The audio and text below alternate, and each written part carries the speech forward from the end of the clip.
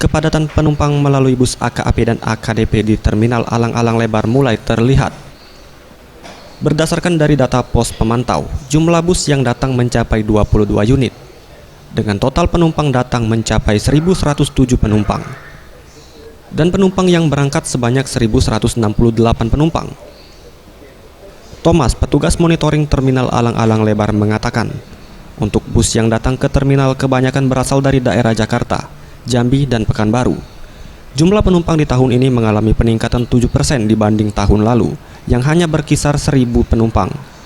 Prediksi untuk tahun ini sesuai dengan perhitungan kami dan sesuai dengan petunjuk Bapak Gubernur kemarin waktu apel gelar pasukan, kenaikan penumpang untuk tahun ini ada sebesar 7%. Demikian. Puncak arus mudik ini masih akan terjadi sampai H-1 menjelang Lebaran, dan kedatangan penumpang diprediksi mulai padat pada malam hari. Tim Liputan Sriwijaya TV.